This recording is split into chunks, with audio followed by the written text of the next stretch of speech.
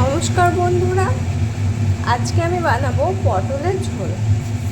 পটলের ঝোল বানানোর জন্য আগে কেটে রাখা পটলগুলো ভেজে নেব। ভেজে নেওয়ার জন্য আমি পটলগুলোকে আগে তেলের ওপর ছেড়ে দিলাম।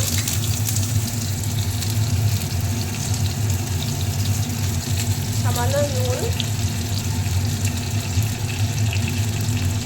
আর হলুদ গুঁড়ো দিয়ে ভেজে নেব পটলগুলো ভালো করে।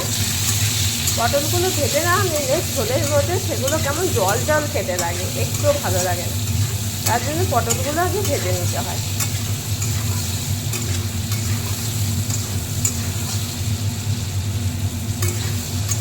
আমার যদি কোনো ভুল থাকে অবশ্যই তোমরা ধরিয়ে দেবে আমার ভুলটা।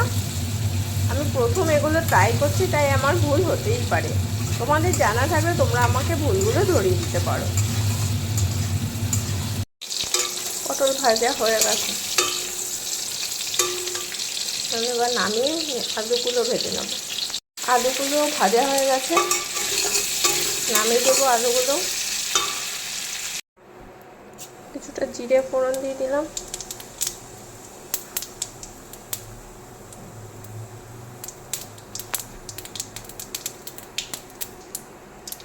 দিয়ে দিলাম পেঁয়াজ কুচি,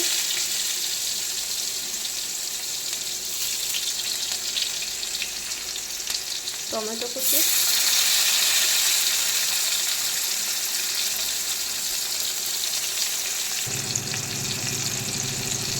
আদা জিরা ও রসুন বাটা,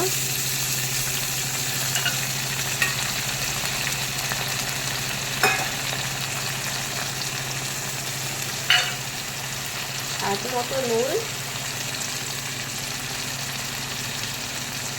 রসুন বাটা থেকে সুন্দর একটা গন্ধ আছে। সামান্য হলুদ গুঁড়ো,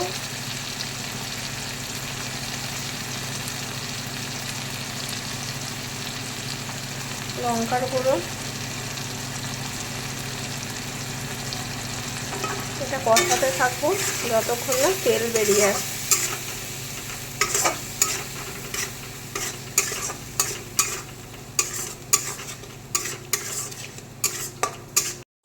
দেখো তেল বেরিয়ে এসেছে। এবার দিয়ে দেবো ভেজে রাখা আলু পটলগুলো।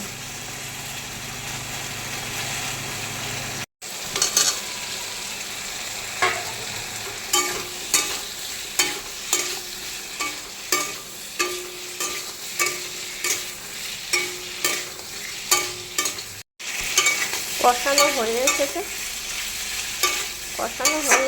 এবার দিয়ে দেবো পরিমাণ মতো জল।